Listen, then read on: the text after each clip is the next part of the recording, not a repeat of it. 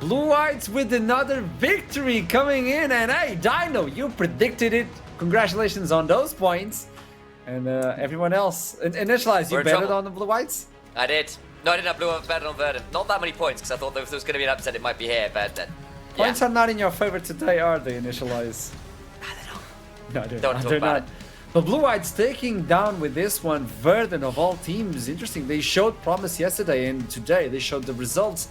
It was a back and forth game, yes it was, and I need you to debate this. So who wants to start this one? Because I need to also set the record straight that I didn't predict Blue Whites at all, so I can't take that praise. Go, man, he's one of us. That wasn't me. That wasn't me. I think it was Hiprain and Foxtrot.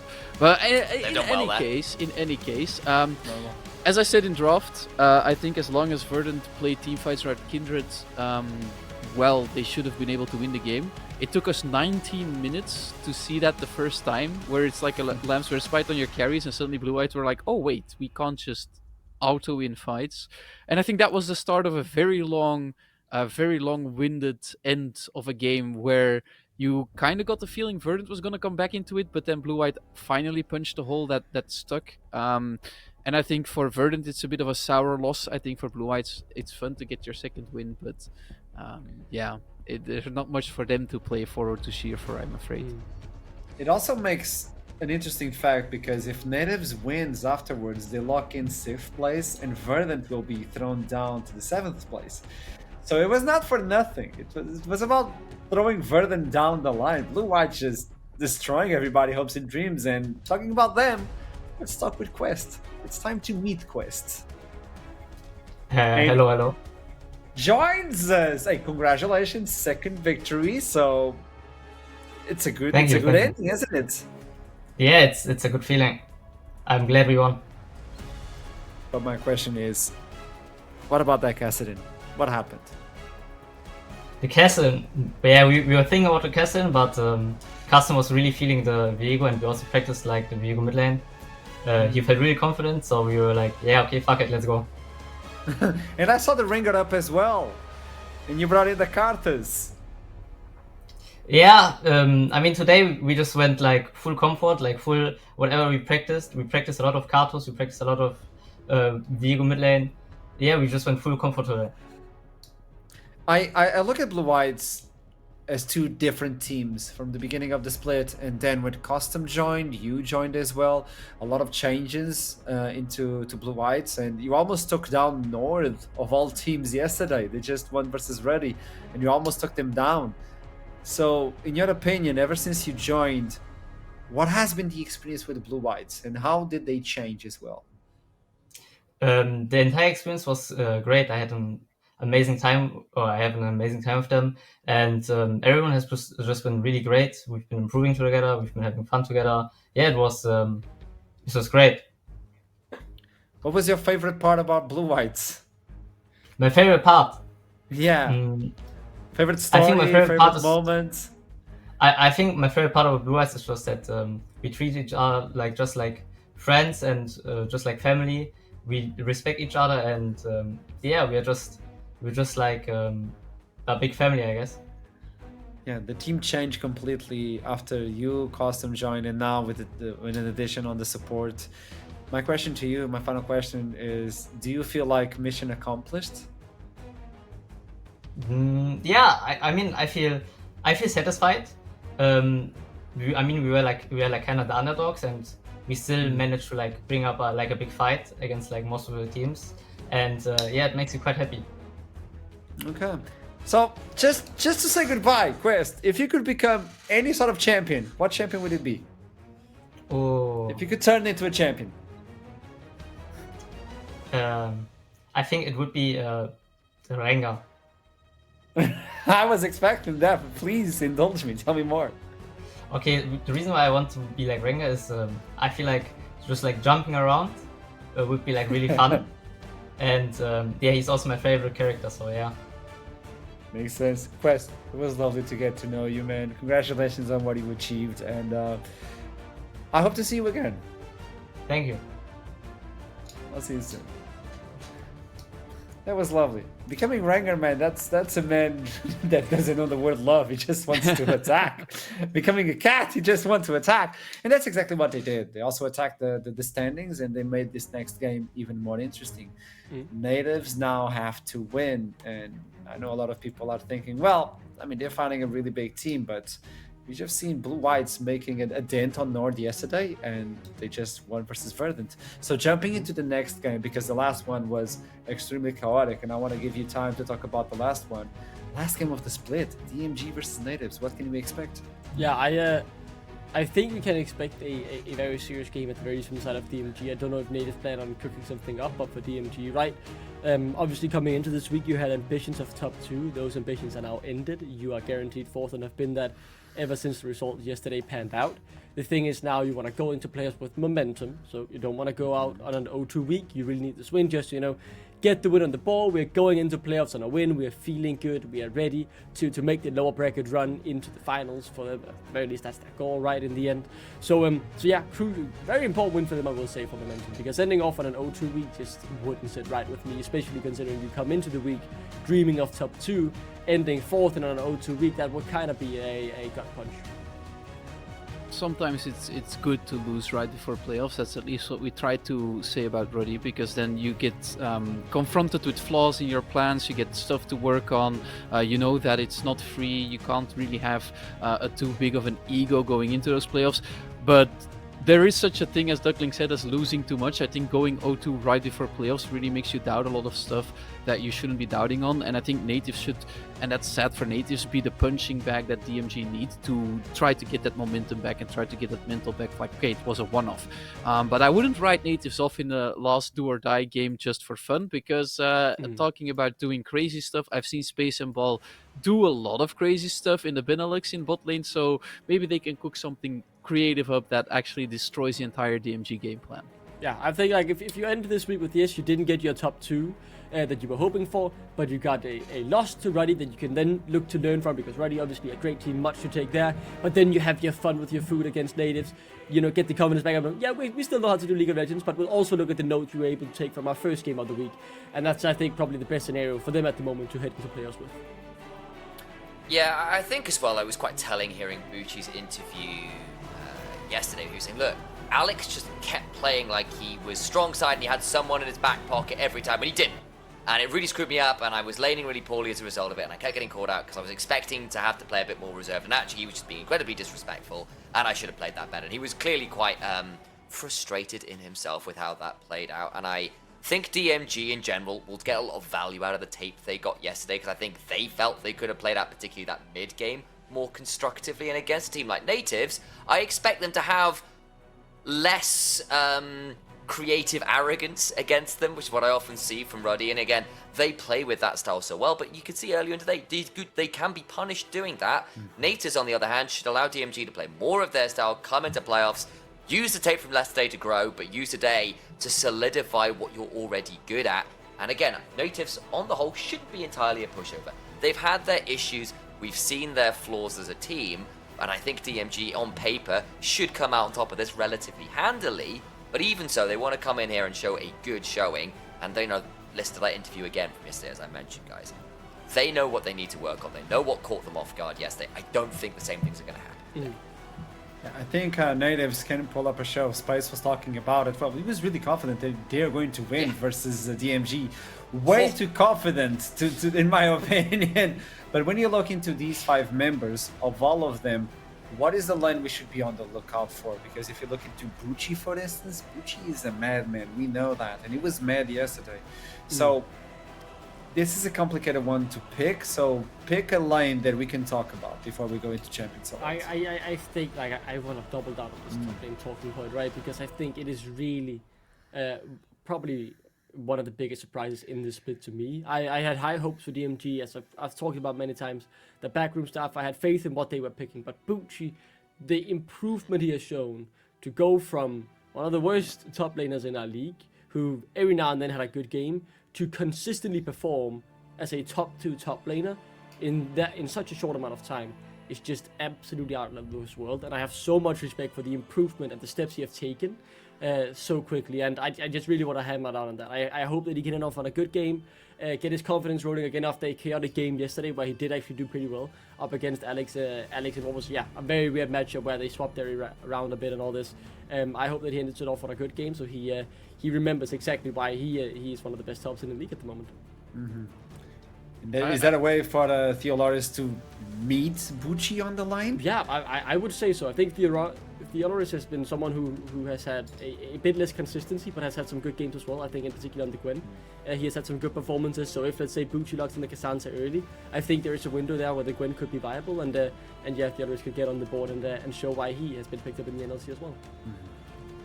Yeah, I wanted to go into Theoloris as well a little bit, because in that regard, I saw Theoloris, like a lot of the natives lineup, actually roam around the Elite Series and the regions around it. For Theoloris, that inconsistency has always been a bit of an issue, but the biggest issue for me there is that the difference between the high and the low is so big. I don't care too much if a top laner is a bit of inconsistent depending on the matchup and the champions you get, because it's a lane where it can really spiral out of control pretty quickly, but you're supposed to know how to soften those blows, and that's where I wanted to see Theoloris really grow this season. So maybe the last game is a moment in time where he can show, like, okay, I can work on that issue, because if he can keep his level a bit more in check, then I think he could be a good or at least decent top laner for an NLC level. Yeah, I'm also now looking through as we're coming into draft here as well, and those bans are starting to be decided over. Very much a focus against Painful's kind of AP, carry, scary level 6 champions, and a bit more focus on the standard meta stuff from natives so far, but we're only a couple bans in, so we'll wait and see what they decide towards. But you do have the red side option here as native, so realistically, you've got the opportunity to get Theoloris a good matchup, and Bucci, of course, may well just pick something like a Cassante or a Gragas or a Renekton and just say, what have you got to answer into this? But it should be Theoloris with his choice of matchup here, assuming they want to give it there. They might look to give support or maybe even space a counter pick here, because they do sometimes like to do that. Ball pulled out the Thresh recently, tried to make that work. But I would like to see natives make some use of that, try and get Theoloris into a solid matchup. Dino's got the right of it. Bucci should be a tough customer, but you shouldn't make it harder for yourself than you need to. And I'm looking forward to the bot lane as well, because the last time I saw Space and Ball was on their way out. In the beginning, they completely destroyed the Benelux on stuff with Ball playing things like Rek'Sai support, and Space just having way too much swagger in interviews and trying to tell everybody that he's the second coming of the best AD carry ever. But then at the end of their career in the Benelux, it really took like a downfall where they overcooked every draft and it kind of fell flat. So I want to see if they can pick it up a bit in this last game when the pressure is off, or if they go for more standard picks. But I have my eyes fixed on the draft, definitely on Ball's champion pool. Yeah, let's see what will happen here. My main notice and takeaway from the first ban phase is so many mid laners have been banned, but still the Tristana remains open in the pool and hasn't been locked in yet. I think it's someone I think Skaterod would be very comfortable, and we have seen it already the split. Able to perform. You already have an AP top laner, so there's certainly room to get that AD on the board as well. Yes, you could then go for an AD jungler and get the AP from the mid lane, but I think Tristana with the mid lane pool that is left open would be an obvious choice. Tell me initialize. But I see something cooking. Initialize. Yeah, my issue here is we've just been saying, Dino's like, look, get Theoloris solid matchup. Like, yeah, you'll have the counter pick, but they leave open Rumble, the most obnoxious laner in the game right now. And then on top of that, they lock in a Senna who will be able to press R and impact the matchup from the other side of the map. It will also allow the farming Nautilus to roam up and cause some trouble up there as well. Hell, you can send the Senna up as a support pick. Something LCS of all regions does super well right now, as well as getting Senna into the top lane to be a really obnoxious kind of second person up there. I think Theoloris is in for a really difficult moment right now. I really like what DMG have drafted. You've got great pick from natives, but I am worried for that matchup already. Rumble is an S-tier pick for a reason, guys. And then the question remains, how good is Theoloris' Varus? Because that's the only fringe semi-counter in the early game we've seen around, and it's a skill matchup where Varus tends to lose. So that's like it's just a very select few of players, amount of players that can pull it off. So I at least like the Galio as Initialized was going into, and it was a really good point where like you already have the lane bully of Rumble, you already have Senna ult coming over there. At least with the Galio you can try to respond if they double down on the top side play. With the Galio ult you can try to save your top laner, but I don't think it's enough to call top lane safe yet. Yeah, I heard like Ornn could deal with that one. It's not the best, but it's like you can survive. But surviving versus Bucci is not what you want because he's going to be carrying the late game.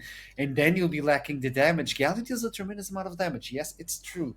But you're going to put him in the mid lane and you still don't know who you're going to fight against. And that Tristana is still available as we jump into the second phase of the bans. Brand is removed. Cassio is removed as well. Things are looking complicated for natives, at least in Champion Select, but there might be a plan.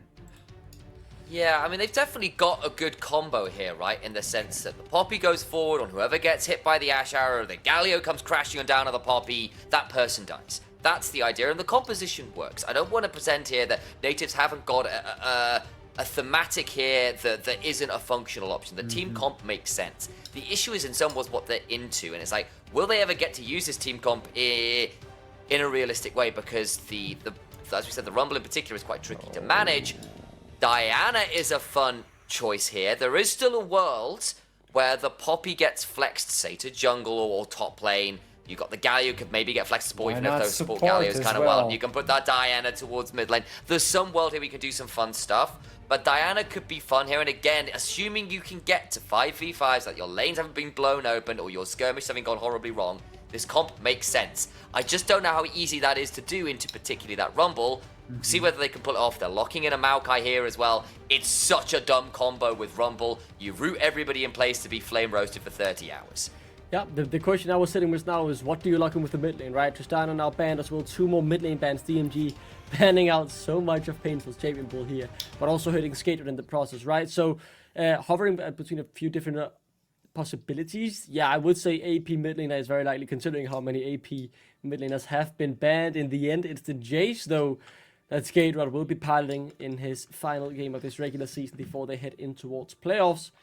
Let's see now what natives are cooking with this comp here, because as initially I said, there are movement opportunities and flexibilities in the draft, but a lot of the answers will be given with the Yasuo lock-in. So, yeah, Diana Yasuo secure for the 2v2 with mid-jungle. Oh my god. I was looking at this draft and I was like, this could be a Galio support for Ball, but I wasn't filling in the blank, like what do you pick mid lane then? Apparently, I was just looking over the Yasuo Diana combo, because I haven't seen it in ages, and I don't know how viable it is, but into a chase, it's fine.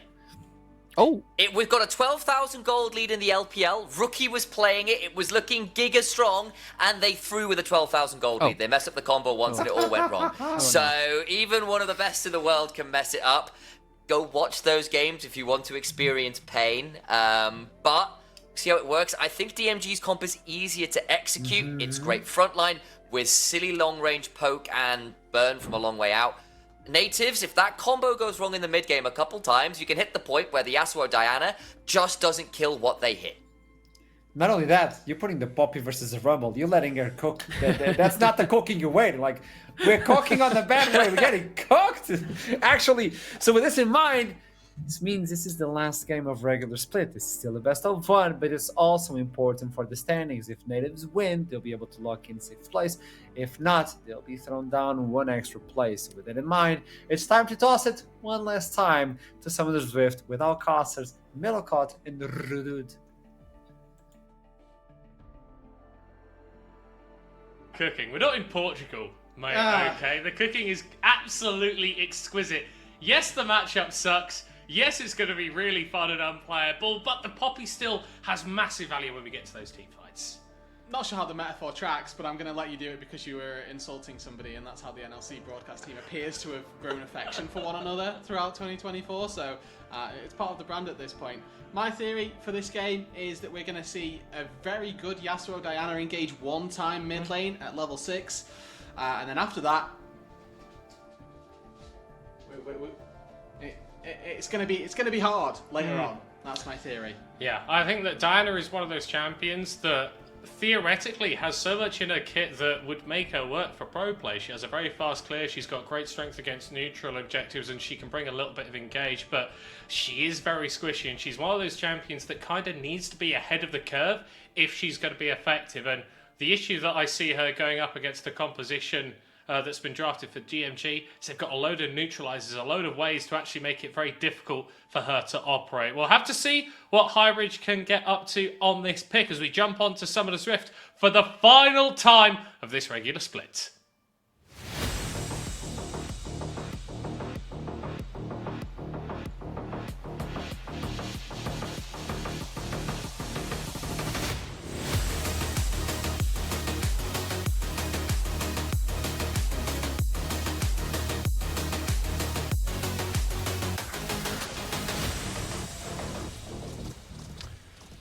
Okay, here we go. Our last outing onto Summoner's Rift before the stakes are raised for the playoffs. DMG already secured in 4th, Natives with an opportunity to potentially improve their position from 7th to 6th. No real effect on anything come the end of the season, but we saw how hard the fighting was between Verdant and Blue Whites in our previous games, and I'm sure that Natives will want to at least match that. Yeah, I'm really excited to have all 4 games today have some sort of standings implications. There was a very real possibility that we could have come into, you know, these back half games of the day and not really have anything to play for, but that's not the case. We've got some positional jockeying to go for on all 4 games. That's the good news, I think, that coming into the regular season final day that we can hold on to. That is indeed going to be that farming Nautilus down on the bot side, teleport in place for Snarby. Not going to be too worried about him making his way into the mid lane at level 2 like we used to see, but maybe he's going to teach Narmex a trick or two on those roams.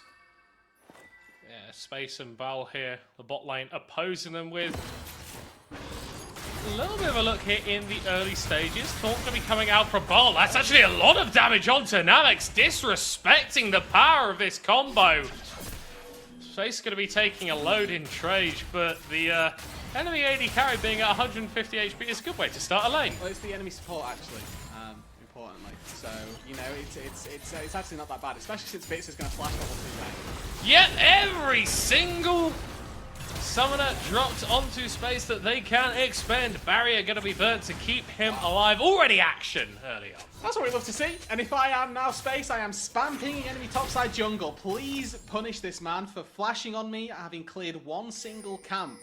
Whether or not that is going to be able to happen, we'll have to wait and see. Highbridge makes his way from his red buff toward the topside jungle of his enemies. Now, one of the concerns that we had was that there's a very real possibility that we end up seeing the Rumble pushing in the Poppy. We end up seeing the Jace having a pretty decent time of things versus the Yasuo. That means that it's difficult for the Diana to try and invade without getting collapsed on. Oh, Highbridge actually going to be going for a gank in the top lane up against Bucci. Theoloris already really starting to feel the burn in that matchup. He's finally going to make his way to the enemy blue buff, but Bitz is on the way. Yeah, and he's just showed on that ward on the top side. If he'd walked straight in, might have been okay. Rooted up. Level advantage, though, for the Natives jungler as he's fighting up against Bitze, but it's a little bit of a 2v1 situation temporarily, although they don't have the damage. Painful arrives on the scene and makes it painful for Bitze. Alrighty, the red buff for Painful also is going to help him out no end in that mid lane matchup. As you mentioned, the level discrepancy proving to be quite vital there as Highbridge just able to sit and churn damage out onto Bitzer, who got a little bit too comfy and now once again can make his way into this top side. Oh, Gucci gonna miss on the slow there. Highbridge spending both of his dashes to get on top of the DMG top laner, who burns the flash at the last possible second and still ends up dying. Alright, well, I mean, that's a big win for Natives and Painful. Oh, looking for another 2v1 hit. Gets the Keyblade onto Skate. Rotten, one more auto. Finishes off the enemy mid laner. Senna can't push this wave nearly quick enough to be punishing to Painful at all. He's going to be able to teleport back into this mid lane. Skyrock's going to have to teleport back in just so that it crashes in some semblance of this year, really. Roam into the mid lane from Narmex. About level 2, as we theorized, but one that definitely doesn't go the way you'd have wanted. Oh, Skaterot here without the flash, gets the knockback onto Painful, who misses on that tornado. Flash forward actually here from Highbridge, as we've got a little bit of a skirmish emerging in the bottom lane. DMG have sent their jungler down here to get some kills, but it's Skaterot who's going to end up falling first. Space will fall for the first time this game, but in the first 5 minutes, Natives seem to be pulling ahead. Yeah, need to see the size of that wave in the mid lane, quite gauge how much of it Painful managed to catch, how much of it missed. But overall, big wins in the mid lane for Natives. That bot side, though, a little bit worse for Where. The good thing is that the majority of the wave crashed underneath the turret for Space and Bowl, so able to get that one underneath means that they're not missing out on really too much. Yeah, the concerns that we were having about the sort of the Yasuo Diana combo is it's kind of win more. You want to be getting ahead, and then because of the agency that you've got with the Diana ultimate comboed into the last breath from the Yasuo, you can really start to make use of that lead. Both of these guys, nearly 1,000 gold up on their opponents, scarcely 5 minutes into the game. The combo's already working well, and neither of them have their ult yet. Which only means bad news when they do get those ultimates. Dark Seal in the inventory for Highbridge. You talked about win more middle cut. How's the Dark Seal sit for you as well? Quite likely that we're going to see this Diana begin to start churning through these camps, really find a faster pace of clear than the Maokai is going to be able to. Yes, those Fated Ashes are going to be useful, but I don't think nearly as powerful as maybe Highbridge will be. Yeah, Diana gaining around about 100% attack speed from her passive is pretty broken at clearing through these camps, not to mention the bonus damage which she gets from her passive. But for DMG, this is a team that was locked into playoffs and has looked very strong over the course of this split, but it doesn't bode well if we're keeping half an eye towards said playoffs. Bal going for a bit of an invade up against Bitse, but because he's playing support, he doesn't have a smart available, but thankfully for him, Bitse doesn't either. The camp's going to reset, and Natives turn towards the Dragon. I love this look from Bal as well, right? The mid laner for DMG still has no flashes, very much susceptible to getting taken down, and Painful's been really smart with his use of tornadoes. Something that you'll see Yasuo's do very frequently is when they have the ability to Q through somebody's, they'll P up to them and then hold the Q to see if they make a flash, make a sidestep with that still. And so far, Painful's been really wise at holding his tornado, but Skaterot has been ready to dodge it.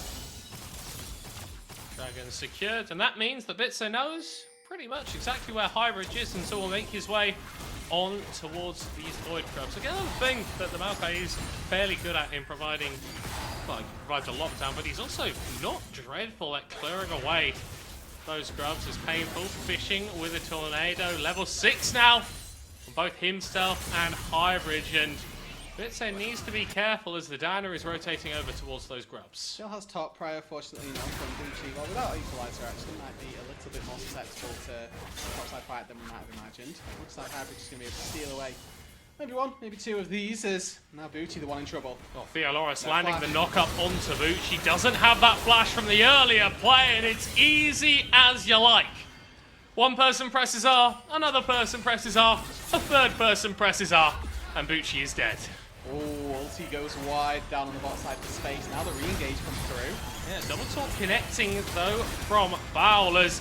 Gets the charge up onto Namex as well. They're dealing damage to Snarby, but they need to be careful as multiple members converging on their position. DMG for the rotate down, Skaterot and Bitse trying to clown on the enemy bot lane, and they will do just that. 2 kills in a blink of an eye. Another one without the other. One gets a top gank, one gets a bot gank. Space and Bal not quite respecting their presence on the map from the rest of the team.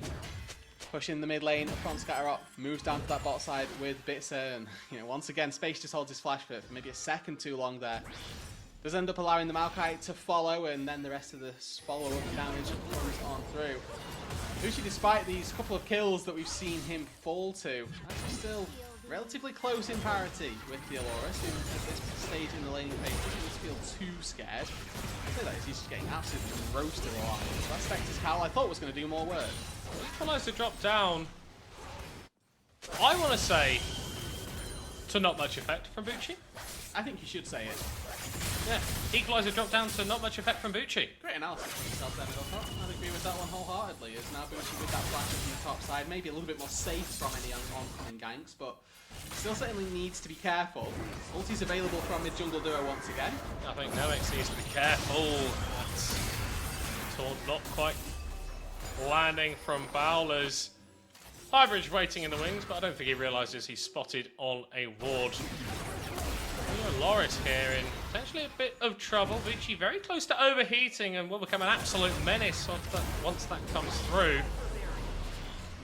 Loris just outside of auto attack range and actually able to trade back fairly effectively after what was a pretty rough start to that fight. And here comes Highbridge. Vici needs to burn the flash, but still gets caught by Highbridge. Doesn't get the reset on the... It's another knockback. It's another kill. Natives go topside and make it work once again. Yeah, there was no rage on the ultimate there for Highbridge to collect Painful's last breath, but fortunately Theoloris knows that the slam into the wall doesn't actually have to be into a wall. Anything that displacement works. Skate right here, gonna get jumped onto by Space and Val. The CC layered, not chained, and it's gonna give enough opportunity for the DMG mid laner to get away. Alright, a little bit of a roam there. Nothing really lost for Natives either. Looks like a little bit of a wave underneath that turret, but I'd like to have seen them push out their bot lane first. Do you think DMG know? I think they figured it out. Yeah, I think they know now. But a wave lost underneath the turret there for Natives isn't nothing. The fact that they get the flash in the mid lane does open up now for Painful to definitely get a lot more attention, if that's at all possible. Yeah. And we're starting to see items completed. Highbridge picking up the first item, Lichbane here on this Diana. So there are multiple schools of thought with Diana, ways that you can play the champion. Typically, you'd see something like a Hextech Rocket Belt for additional playmaking. Getting a little bit of an extra dash, getting closer so you can land those QE combos a bit more easily. You've got Nashes as well that you can rush on the champion, which just synergizes so well with basically everything the Diana does. But the Lichbane is basically just saying, whenever I jump onto someone, I'm pretty much confident that I'm going to end up killing them. It's all damage. It's all about the one shot. And again, it's win more. If you're in this position, why not go for it? With those couple stacks on the Dark Seal, I've expected it to be a little bit higher, but 2 assists, definitely not bad. What I do like from Scatterrot is he was playing nice and safe. Arrow doesn't quite connect. Nice and safe. Nice and safe, in fact, as he looks hot back in there. I would maybe expected Foul to be a little bit aggressive, but they're taking the Dragon right now. Highbridge, being 1-0-4, having that Lich thing completed, has complete dominion over the jungle right now. Now looking for a play into the mid lane. Painful getting the ultimate down into every single little bit of CC. And it's a killing spree for Painful. 5-1-1 on the Yasuo. Maybe you can teach Alex a few things. This is what I love about Natives making the move earlier. Like I said, they lost one wave down on the bot side to space, but they were playing for Painful this whole time. The fact that they've now paid that back, they burned the flash earlier, now they've found another kill onto the Jace. For Painful, it's just super easy, as Jace can be relatively safe. If you're next to them anyway, you're not safe enough. What's wrong with doing it? Highbridge was going to stick around in the bot lane with Bell rotating over. Had the ultimate available, but decided that heading back to base would be a bit more advantageous in this situation with Void Grubs hitting the rift and Bitse starting them up once again. 1v1 in this top side, over Hikaguchi, teleport comes in. Ooh, Painful trying to get some action here, but it looks like Theoloris is just winning this one. His own flashes forward, Highbridge with the kill, pulls back Bitse, but he's just about able to escape. Nothing doing onto the DMG jungler. Native's just looking that little bit sharper. Free time in the mid lane for Scatterrot means he might be able to take back a plate or so, but okay. Optimistic. Optimistic. Speculative effort to say the least. So Brutalizer early for Narmex. I feel like the Brutalizer got hard done by in its return to League. It was such a quintessential item literally back in Season 4. It's just not there anymore. It's sort of almost washed up. Yes. I know nobody's been following the CB lol here, but it's the BRTT of the League of Legends item. He came back this split. Oh, that's great. Yeah, he's got 1 win, That's not great. and we're on week 8, I think. Oh, that's really not great. Yeah. Hopefully, things go a little bit better for the Brutalizer in Namex's inventory than the Brutalizer plying his industry in the CV LoL. Those grubs did end up falling off of some of the drifts, so only 2 going to be taken in total for DMG. None claimed by natives, but their jungler should be able to make quick work of this Rift Herald. And that's sort of picked up as well. So again, just damage is currently what we're seeing from Highbridge, and honestly for the last game of the season, we're kind of here for it. We heard from Space in an interview yesterday that obviously this is a team that's been playing very heavily towards Painful and Theoloris, playing a bit more towards Highbridge. Equalizer to clear the way from Bucci, but honestly, I'm not sure that Theoloris cares all that much. He just slams enemy top laner into his own tower and gets another kill for Highbridge. Yeah, it's a really tricky situation. Again, trying to predict the heroic charge from the Poppy. That's not good. That's not good if you're DMG. You're going to get 1 back, but investing 3 people to make a play against 2 and you end up going 1 for 1. I'm not sure about numbers, but the math doesn't add up there.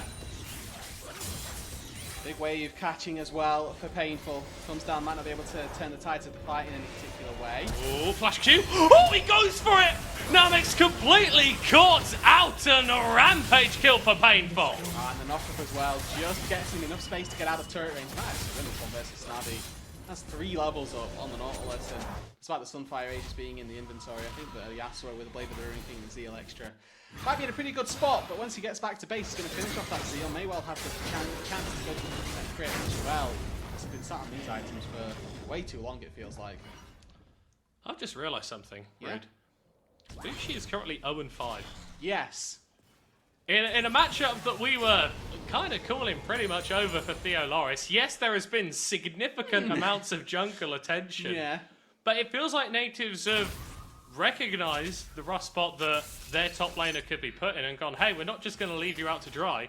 We're going to utilise you as a playmaking tool to get our mid, to get our jungle fed. And hey, it means that you don't fall massively behind in a matchup that absolutely sucks for you. With the Kernic already finished up, means that matchup is, for the most part, more tenable. Other than anything. Some 2 died. Yeah, potentially here. Bitsay not quite able to get out of range, and Space starting to feel the love with his 2nd kill of the game, and natives kind of doing a Blue Whites impression from the previous game, really starting to build up an early advantage. Yeah, 4k gold lead, now they're starting to pay back the gold that the Yasuo and Diana got into Space, who was definitely the focus of DMG for the most part, and this is one of those games, when I play AD carry, we call it an AD crit singed game. Because Space could have played AD crit singed. Odds are, the outcome of this early game might have been largely the same. It would still be a very fed Diana and Yasuo, and Yash would be, well, running around and dying a lot.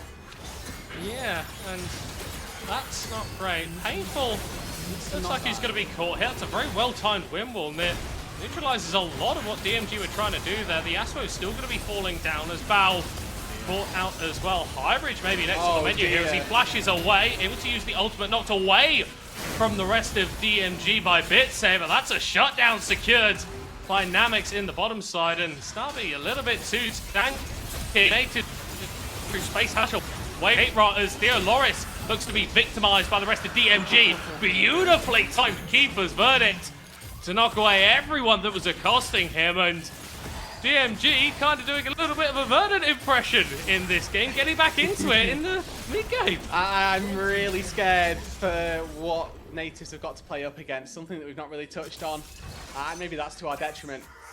It's quite how this game plays out for DMG if they do get to the late stages of this game. Senna is going to be a nightmare to try and get on top of. Ball? Quite easy to get on top of here if you skate rock. Painful is around. Ash Arrow comes through, stuns up the DMG mid laner, and he's got a bridge too far. No flash on the Yasuo. Painful, after spending some time in the death chamber, gets right back to killing. Yeah, waste no time. Comes back out of the base. Pretty much 100% crit chance. He's more than ready to start throwing hands when needed. But trying to get access to the Senna should be difficult as this game gets later and later. Now, obviously, this is a Senna on a lower income than we're expecting to see from the majority of AD carries, but Namex is at 77 stacks already, so a decent injection of that range is going to be felt. And with the rapid fire cannon pretty much straight up bought because of the shutdown gold that he was able to get from that last fight, picks up the bounty on both Hybridge and Painful's head. And Senna, from being, you know, a little bit scarily behind the curve, is now all of a sudden just right back in it. Yeah, and there are a couple of interactions. It's really nice for Namex, particularly. Well, getting jumped off, he's able to get the cleanse off just in time and escapes under the turret. Painful now going to get locked up and taken down by Snarby. Actually ends up being quite a nice interaction for the DMG bot lane. Yeah, the perfect interaction for Namex there is that Cleanse actually works on CC. So when he gets taunted up by Varl, he just cleanses it away, buys enough space to get himself out of distance of Hybridge, and then Namex just goes a little crazy. Yeah, but a key thing for these upcoming team fights is that the Yasuo Wimble doesn't block center auto attacks. You can just hit straight through it. So normally you'd be able to neutralize that potential threat, but this is starting to accelerate. DMG and Theoloris both making their way over to the fight. Ultimates available for our top laners, but Natives without their mid laner who has just respawned. Here comes the combo, the Rumble ultimate with the Maokai. Only one knocked back by Theoloris, and he is done. DMG dust themselves off and are starting to play League of Legends again. I like that from DMG. There's no way they're ever getting that Baron there, not safely. Anyway, they do it way too slow. Don't have enough sort of stopping power from getting to stop Hybridge from getting into the pit. What do? Just turn on the first kill that they can get. Feels like the best case scenario that they were going to find in it. It's just forcing another kill to come their way. Really nice stuff as well from Snarby. Is the one who tanks the Keeper's verdict. All of DMG just spread out, make sure that they're not going to get hit, and a large amount of people aren't going to come out of that situation in a bad spot. But overall, solid stuff from DMG, like you say. Started to wake up and play the game. So, what are we feeling like for the next few minutes then? The game is in a very tense spot. Obviously, that Baron has already been a point of contestation. DMG able to get something out of that, but we are pretty much tied in terms of the gold. No team has been able to get a massive advantage through the Dragons. We're going to have to hold that discussion for a little bit later as Theoloris is getting played onto by Skaterot and Bucci. He's got a load of magic resist, but not too much armor as the hammer comes. Skaterot takes him out. And the hammer not going to, it's 30 seconds to particularly do anything. I was really, really worried there because top side versus bot side, this seems to be the vibe for DMG and Natives, obviously. Natives have got this big advantage in the mid lane that they're not really being able to use. Painful, been caught out one too many times by that depth charge. And again, you talk about favourable interactions. Nautilus ulti. Boom! Boom! Knocks up. Pretty good. It's what it does. Yeah. I've been on LoL Wiki. Ooh. I've read the ability text. Nice. Also stuns afterwards. Not a lot of people know that. Crazy.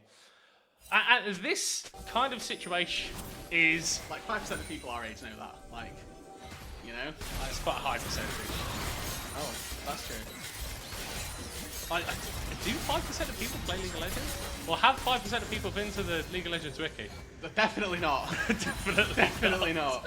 Not 5% of people my age have been to the League of I think Legends what we're wiki. seeing in this game is a really nice illustration of what has made DMG so strong over the course of this game. Bucci was put in the ground. Skaterot was kind of out of the game as well, at least in comparison to his opposite number, but Namex was still there, was still a threat, and if you don't neutralize absolutely every member of DMG, then they can do stuff like this to you as Natives, after gaining a 4,000 gold lead, are well and truly on the back foot. Space throwing out ultis to no avail, and DMG looks set to take this dragon. One of those games where you're beginning to think, wow, I'm glad we didn't do KD for instance, because Space might actually have to perform some team fights. Oh, Hybridge flashed away from Dynamics, not quite able to lock down the center. Painful on the front line, taking 50% HP. DMG, well within their rights to keep moving forward should they so desire. Decide better of it and start to rotate. Oh, out of the game, apparently. Of the game. No, that's fair. If I saw my Maokai build, I would also leave the game. It's a high IQ strategy, leaving the game. Yeah. will say, not great from what I've heard in terms of actual efficiency. Yeah. The win rate on leaving doesn't look good. It's not great. It's not great. The Maokai build, Rudude. What are we complaining about this time? He has a Leandries, you know, that's stock standard, that's boilerplate. Then also has Haunting Guys. I'd like you to guess his third item that he's got. BF Sword. It's a Haunting Guys, actually. He has 2 Haunting Guys. So it's got 3 masks. 3 masks. That's a lot of masks. Is indeed the Cerberus of the forest, so more than capable of going, you know. Is that good? Maokai, the Cerberus of the forest. Yeah. I don't. Look, 3 masks. Yeah. Oh, and he's on the map as well. Yeah. Don't look at the build. Don't look at the build, guys. Well, I'm not gonna lie. Yeah. DMG weren't doing all that great. They weren't. And I feel like their ascendancy back into this game has coincided with the third horde. This is not great. This is not great. We should fly the TikTok, the Kit Kat ads now. Yeah. Have a break. Just keep having breaks. Just honestly. Like, I want you to eat an unhealthy amount of Kit Kats. Please don't do that. A Kit Kat for every break. Kit Kat for that. Or for every pause. I'm hoping every pause. I'm hoping that Skateball fixes the internet then, because that would not be great. Yeah, no, it wouldn't. It would be great from the perspective of my ability to consume a lot of Kit Kats. Yeah. However, I think there are elements of my digestive system that maybe wouldn't be as pleased with me for doing that. No, I can see that. I can understand that. Obviously, we're ascribing agency to my internal organs, which they emphatically don't have. No, you do have agency over your internal organs, in fact. What are the great things about being a person? Not wrong. Objectively, you know, pretty good. Being able to... go on, try and connect this back to the game. No, I'm not.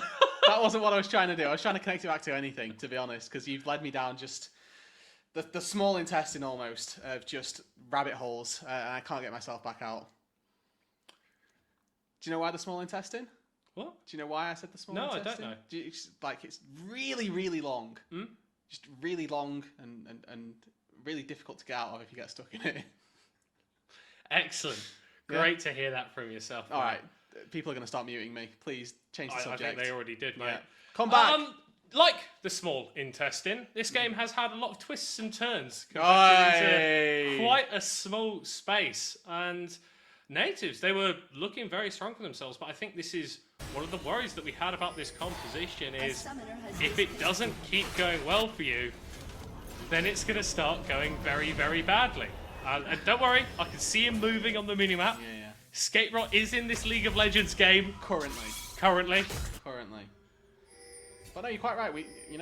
It was win more, and now they're not winning, and they're, really going to start struggling with this. Hybrid went for the all-in onto Namex, read it, flashed it, and that's your go button pretty much gone. Painful then has to start looking for self-made ultis. We're seeing Theoloris use the Keeper's Verdict as a much more of a defensive tool as opposed to a setup for Painful, which obviously not going to be useful when trying to find the Astro's great engages. And when we look at Bowl as well, he can only ever land one-man knockups just because the way the Justice Punch works. Yeah, and I think this is where, again, you can start to look at the itemization for the Dino. If you've got something like a Rocket Belt, you can actually get into those fights a little bit more easily. You don't become so dependent on your flash in order to get you in. That wasn't just Namex burning a flash to get out of the way of a normal engage from Hybrid. Hybrid committed his flash to get that play going. So by the time he can do something like that again, spoiler alert, Namex is going to be able to do exactly the same thing again. A little bit of toying around the Baron for DMG here. Setting themselves up some fairly decent vision. We don't have a Dragon for another 3.5 minutes. DMG have already taken themselves 2 of those, so in a pretty decent spot.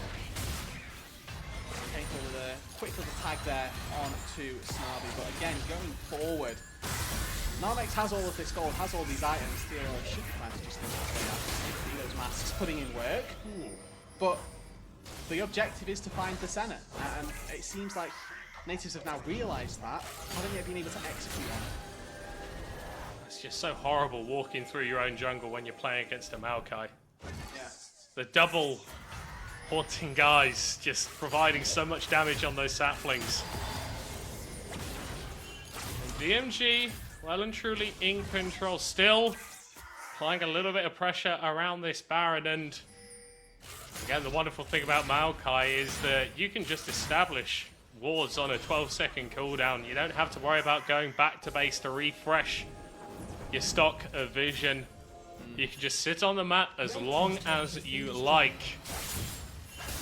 You know, they used to call the item Sightstone. They had to get rid of it. But now they have blue buff and Maokai. So, in essence, the same thing. Tier 1 turret traded in the bot side. The natives, who wants a tier 1 turret in the top side themselves. Decent wave for Bucci here, literally parallel. There's a little bit of a equalizer for the safety there, more so from Bucci. Like probably could have stepped up to clear that out, but as soon as the arrow went wide, just the sort of notion that he was getting arrowed, he wanted to force the ulti out. Means they can't start off this Baron easily. However, they start it up nonetheless. And I'm going to be honest, Nature's not really well, now they know. Well positioned to contest as it stands. The DPS to this objective is not particularly significant. I think DMG really just looking for another turn, but without the Rumble in the vicinity, your ability to engage at this long range, to combo with the Maokai is severely hampered. You know, it takes one hell of a top laner to go 0, 5, and 4 to find a bounty. Bucci's my guy. He's that guy who can just go away and find the bounty out of nowhere. And just has done very well this game in terms of redemption. Now, a team that should be able to do some damage to get to the Baron. Natives have started it up. Yeah, they do have Diana, who is very good at stuff like this. DMG walking in, Keeper's Verdict interrupted by the pull for the Baron. Theoloris going in regardless to disrupt. Bitse painful. It's taken out, but natives claim the Baron. How many of them are going to be able to escape, though? Space flashing out of the way at the back of the pit, investing the arrow to slow up DMG, and Theoloris gets his ult back and knocks away the aggressor. Still will in trade, but two members of natives walk out wearing the Baron buff. Soul point going to be picked up for DMG as well. Magic spawns in 10 seconds time. Question is, what can natives do? They lost 3. This is like that tipping point. Normally Baron for 2, I'll say it's worthwhile. Baron for 3, really depends on how well you utilize that Baron now. Especially when you lose it on Theoloris, on Painful, you're too easily expecting to put in the side lanes. It's not going to be easy for them, but looking at it, using high bridge flash there as well. That's their key tool. That's what we've been highlighting quite significantly as a way to get on top of Namex, who still importantly has their own flash. I'm just excited to see what goes on with Bitse's inventory once he eventually goes back to base. He's been out on the Rift for a while. Yeah. Skyrot has disconnected, eaten 2 Kit Kats, and disconnected again, and then come back in the time that Bits has been out on the map. I think... Oh, it was an arm guard. It was an arm guard. Oh, another component. Yeah. Do you know what? Maybe he's just cooking. Maybe this just is the tech for Maokai. He's gonna sell the control ward, buy an alternator, and call it full build. I mean, that... Genuinely, like, I've had a load of fun, like, playing Nautilus top lane in old seasons and just building a load of the disgustingly efficient components and making the game unplayable for my opponents. Natives, got a minute left of this Baron.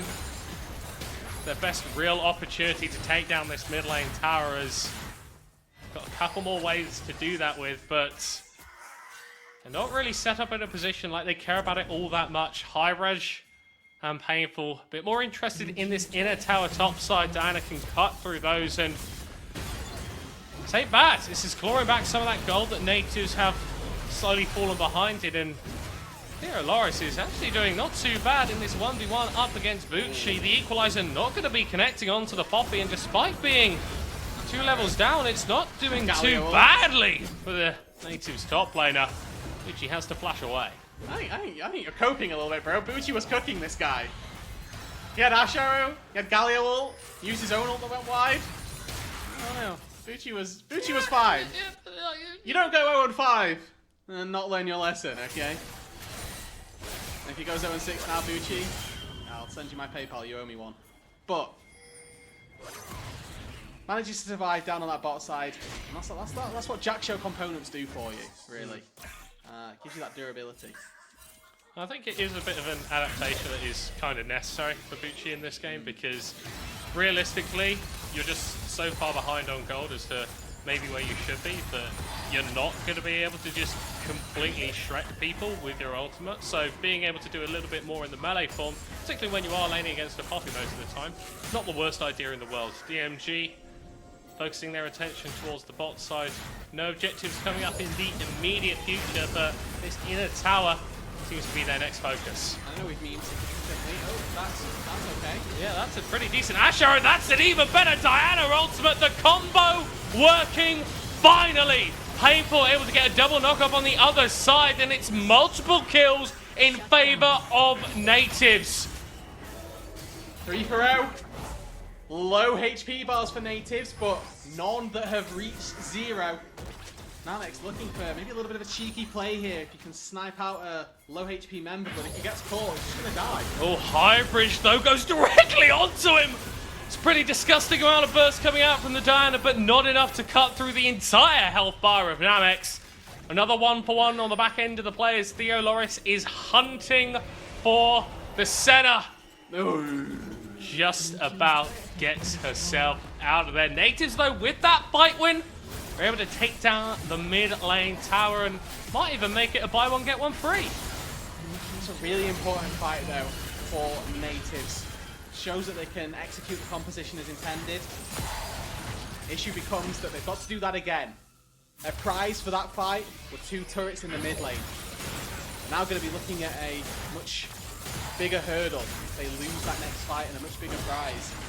They managed to come away with a win. That Ocean Soul looming over their heads. DMG just one dragon away from that 50 seconds before it spawns on in.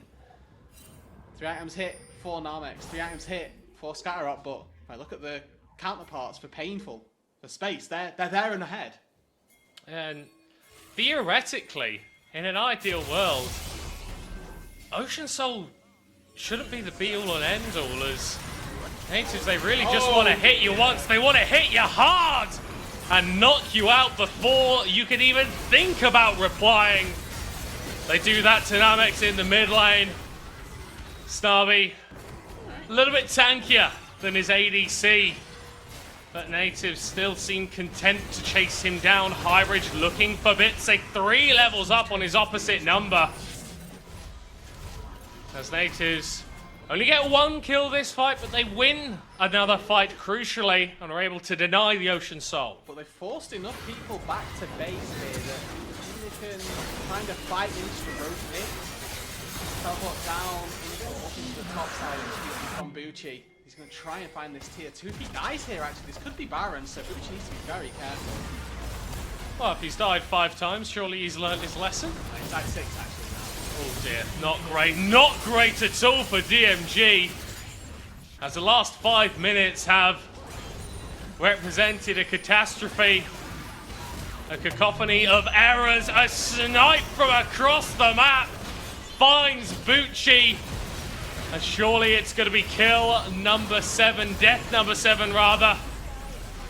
The DMG's man in the top lane. Not too much damage going to be offered by the combination of Theoloris and Bal, but they get the job done in the end. This would usually open up the Baron, but DMG recognize they've got a momentary numbers advantage in the mid lane. Hybrid will completely annihilate them! That's what we are talking about! 3 more kills for Natives! Blood for the Blood Gods! The last Moonfall combo hits hard! Hybrid and Painful, they sync up in the mid lane. They find 3 kills. Baron be damned, they're barreling it down mid lane. Skate Rot, the last man left standing for DMG. Natives pushing for an end that pushes them 1 place up in the standings. Bucci returns to the Rift in 10 seconds. Walls up. That's a little bit too late. Natives on the last day of the split, on the last game of the split, claw their way up the standings. Verdant will tank one more place. Natives will find themselves up in 6th. A truly symbolic final day of NLC. Every game mattered, and every game ended up having those implications that we thought they could do. The chance at Natives creeping their way up the standings, the opportunity for Venom Crest to find themselves in 2nd. Everything really just came to the fold. Yeah, it has been an absolute whirlwind of a final day, an absolute whirlwind of a split. Goodbye from us, the casters. You still got the analyst desk, though, to break down how everything has played out. We'll see you in playoffs.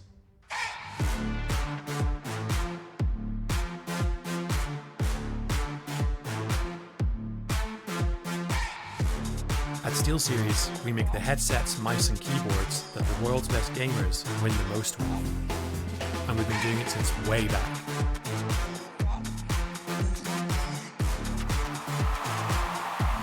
It's up to you how far you go, but whatever you do, go for glory.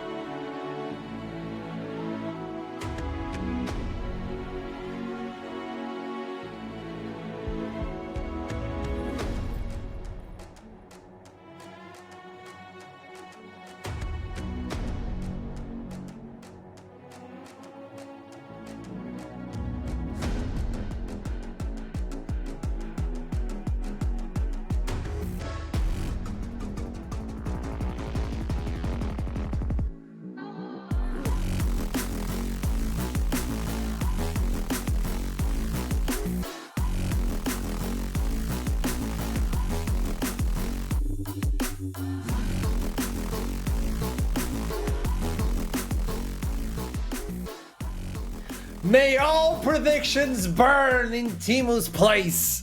Natives will take down this one.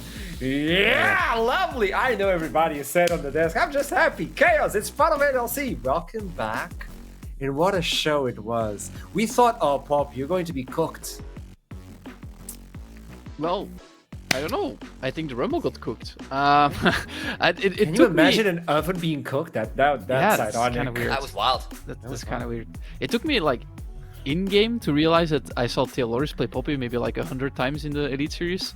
And I don't know why, but it was just when I saw the champion and the nameplate, then my brain clicked like, oh yeah, TLRs is like a very good poppy player.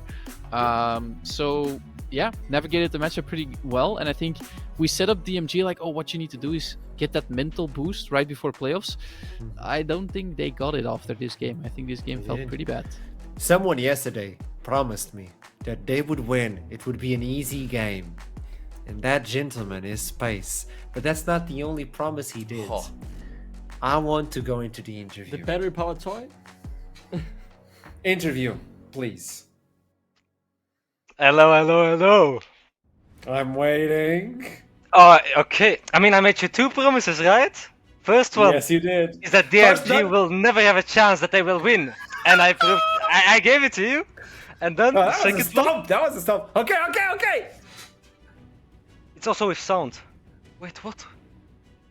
No way. I No, put don't do batteries this. in it. Don't do this. No, don't. Oh, do hell this. no. No, you don't. No, you No, don't. but it works. Wait, look. I turn it button on and then see the ears does- move a little bit. But normally it do? sings. Wait. Nah, it worked. There's no way! Space. It worked just now. You want to confess that, is that your imaginary friend? Yeah, this is my imaginary friend. And you believe No, what he the moves, fuck? but he doesn't? But like, actually, what is this? I don't know. You never told me. I'm waiting for the elephant to do stuff. He's not doing anything. I waited No, an he's entire useless. split, Space. An entire split No, for that I elephant. know you waited an entire split and I fixed it. I put batteries in this. My entire personality changed because of the elephant. Why isn't it not working though? Bro, I'm pressing the button. It says press here. I can't, bro. This thing is. Well, Bro, my I friends think are already out there drinking, and I showed them that it worked. And now on live, it doesn't work. This question. Is that friend real, or is he real like the elephant? Do I have to get my friends? Like, I can get my actually heard friends. someone laughing. I heard someone laughing, by the way. I heard someone laughing. Production is telling me that they saw the elephant move, by the way. Production is telling me you're not crazy. Look. I'll Okay, do it okay, one I'm more. looking. Okay. And then, like, you see the ears? Oh! Yeah, but like, that's all I'm getting right now. And normally, That's like my junglers in solo queue. yeah, they just do one They're thing like, and then they're "Hey!" useless. And they leave. Yeah. Spice, we tried. Oh. We tried. Well, it didn't work. But hey! If it works later, Congratulations! how can I show you? If it works later, I'll send you a video. I'm waiting for that. If you send me a video, I promise we'll put it on NLC Twitter without explanation on anything. We'll just put a video of the elephant moving. Yeah. Sounds good. Oh, wait, Nobody it will works! understand.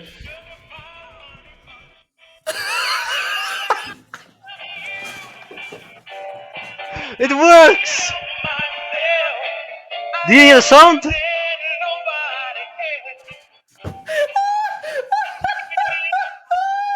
This is an absolute banger.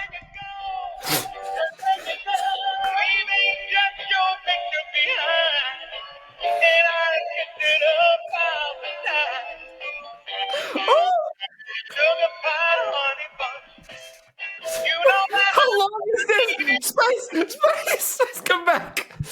That's a long. Okay, outro. wait, I have to turn this thing off.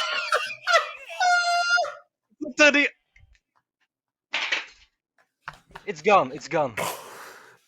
Spice, I love you so much. To me, you're the MVP of the split. That's all I have to say about this. Wait, this is the last interview for natives. You're the representative. Yeah, it is, sadly. I don't know. You tell me, man. I don't even want to make any question. Like, you tell me. How do you want to end this? Last interview as well. I want to end it on a good note. We ended on the win. We had a lot of fun during the game. And I want to say to my teammates, it was a bumpy road, but I enjoyed almost every part of it, the whole split. And if I could do it again, if I would go back in time, I would do it again. It was an amazing split. Thank all of you guys. That's the spirit of esports, dude. That's the spirit of esports. You're the embodiment of it. Thank you so much, Spice. I love you so much. Dude. I love you so much. I'll see you soon. I'll see you some other time. Bye bye. Oh, man. Oh god. Welcome to NLC, Dino, by the way. Hey, you don't need to welcome me. I knew exactly what was coming when I heard Space was in the interview. Like, we've seen it before in the Benelux. That guy is amazing. Yeah, he's just a very, very, very fun personality to have around. So I can't wait for him to be washed up so we can actually poach him for our costs. I mean, you can make a very rude joke here in terms of sharpness, but I think after Victory Day, they don't get any of that. Painful though, MVP, what a performance on the Yasuo. I was waiting for the moment that we discussed. I think it was Unisys who mentioned when Rookie, after being told go ahead, missed the combo once and then lost the game. I was waiting for this to happen for my 5-point DMG prediction. Sadly though, Painful is just too good, and now I am in a lot of pain. I lost 10 points to the prediction. Yeah, I lost a lot of points as well. I'm in trouble, man. Wait, it's predictions are with points? What? Initialize joins in. I'm in trouble. I'm in trouble. It's true. I mean, credit though as well, because like we said, look, they have drafted a combination that is going to be very reliant on making the snowball happen, making that mid-game power spike hit hard. My god, did it. They made it hard for themselves. That game nearly went very, very wrong, but they did bring it back, and credit to them for closing out, even if it should have been way easier than it was. At the end of the split, I mean, what can we take out of this? We got so many surprises. I think I'm wrapping up the entire thing. With all honesty, watching NLC believing in its own talent, I think we grew a lot in Summer Split. I don't know if you all agree with me, but I think NLC has grown a lot in Summer Split. Mm. We have. I mean, I've managed to grow a beard as well, you know, things have really changed over here. Wow.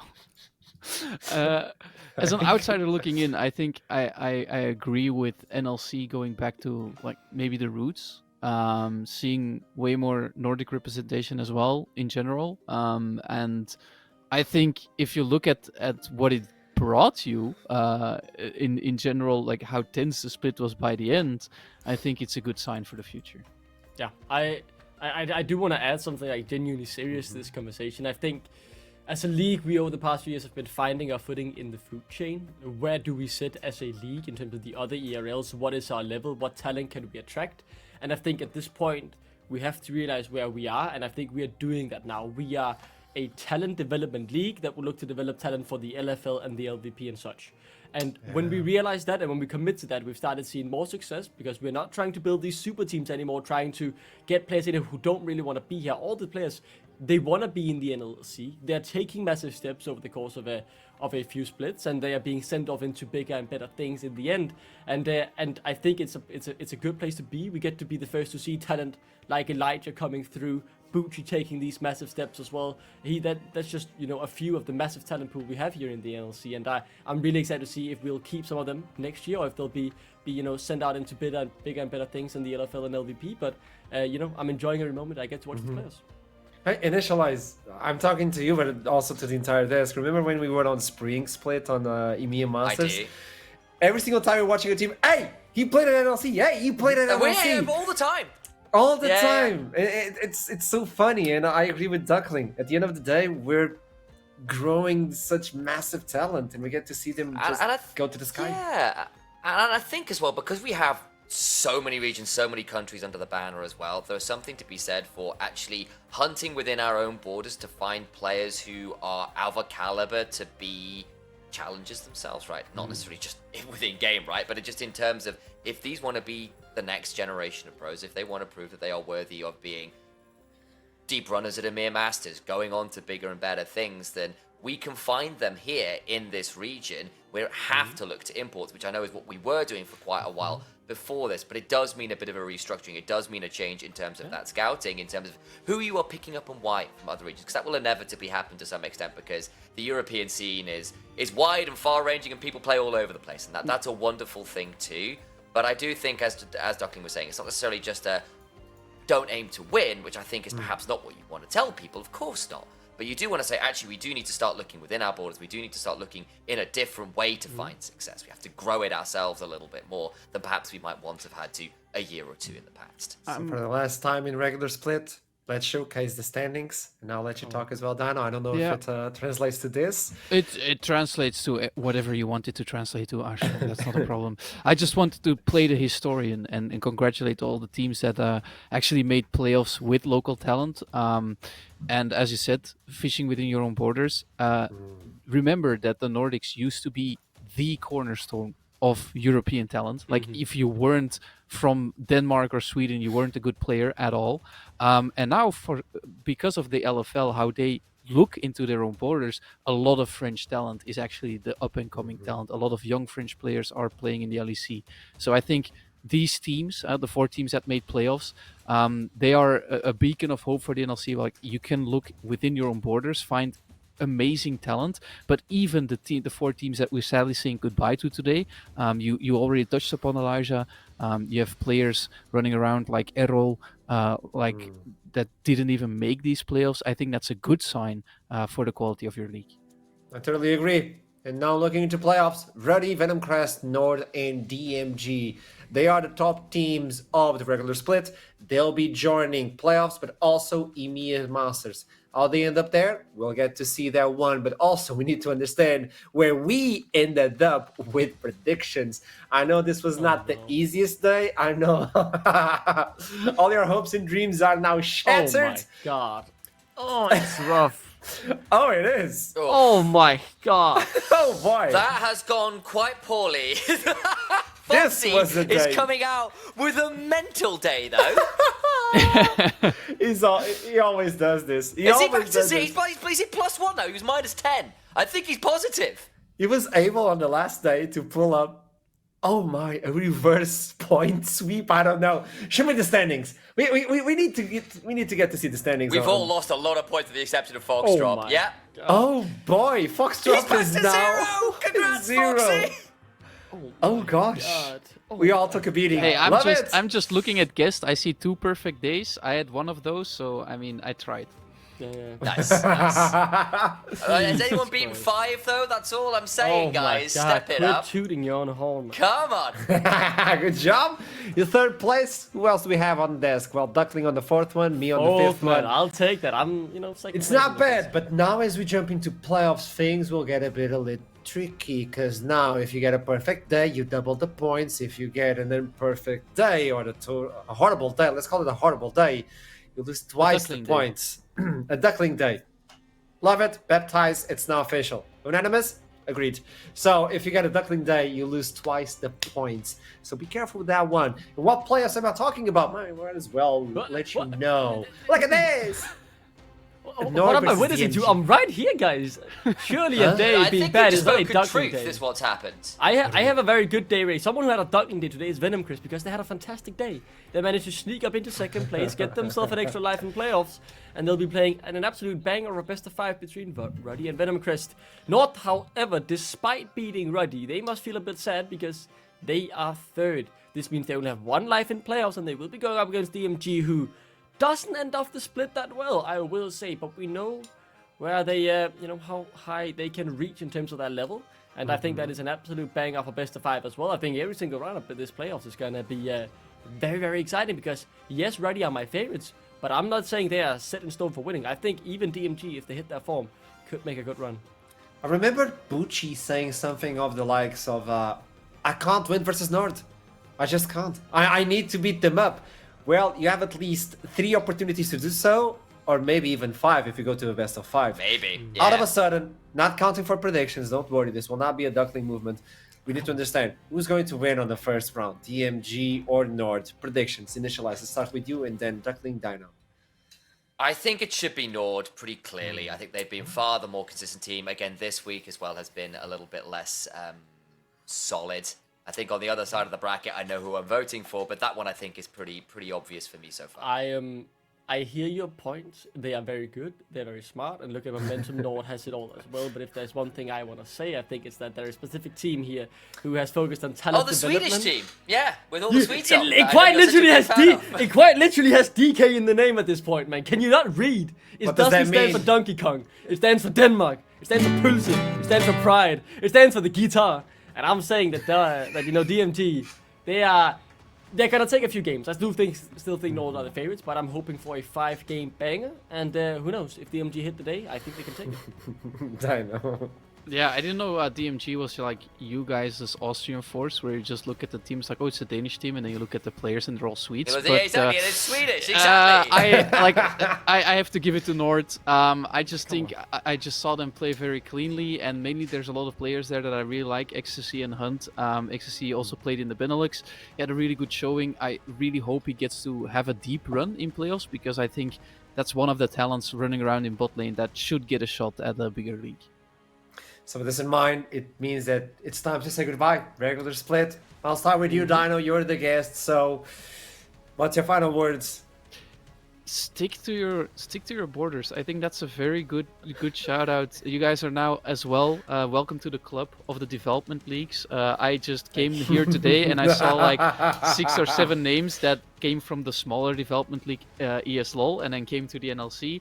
And I have to say, it gives you a lot of very fun time. So just stick to it. It's gonna be a wild ride from now on. I have quite a few things to say. You know, today's the day we say goodbye to teams, to players, to talent. Luckily, not my beloved DMG yet, but obviously, since we've had so much fun with the jerseys, I've pulled out a few teams we've already said goodbye to. Astralis, we barely knew you, you were trash. Bifrost, you know, if people remember them, they were a good team a few years ago as well. So goodbye to them. And my beloved, my dearest, and sadly we don't have any other players in the league anymore, Tricked. The team that brought me my first NLC title, and my only. I'm the only one on this desk with an NLC title. Way back when. Sadly though, they didn't print my name on the back because I was an underpaid worker there. Let's make it that clear. Regardless though, loved my time on Tricked. Valuable lessons in my negotiating skill stats, to say the least. And sadly we had to say goodbye to them a few years ago now. But I still very much love the team. I loved everything about it, and I'm thankful for my one NLC title compared to Initializer 0, Ashram 0, and Dino 0. Fair. You know I was Initialize. You never won the NLC, buddy. Yeah. I was not part of the NLC. There were no ERLs. I was one of the founders of LPLOL. I played That's before true. that. Way back when. But where's your Let's trophies, go. Grandpa? Well, I don't have any of that. I have words of wisdom to share, O teams of NLC. Please, I continue. don't know where I'm going to go with this yet, so bear with me while I formulate some words of wisdom. Try and eat 3 meals a day. Get a lot of sleep. Hydrate. Don't do your wrist sim before playoffs. Commit to your play style. Outdraft your opponents. And in the words of Faker, greatest to ever touch the game, just be better than them, you know? And then win EMEA Masters. That's the answer. Go forth and conquer NLC teams. That's deep. That was lovely. You're welcome. I need to follow with something nice and easy as well. We'll be back next Wednesday for playoffs. It's time to get to the best of 5s. So do your doings. I don't care. Practice as much as you can. And if you lose, you're done. You need to represent NLC within the brothers. I don't know. Dino said something along those lines. And until then, I'll see you again. Keep climbing. Never stop. I love you so much. I'll see you soon. Break it down. Step on the gas, let's get out of town. We're gonna break out and have some fun. We're gonna do what you never done. Oh yeah. Come on, take your body with you. Bring some money.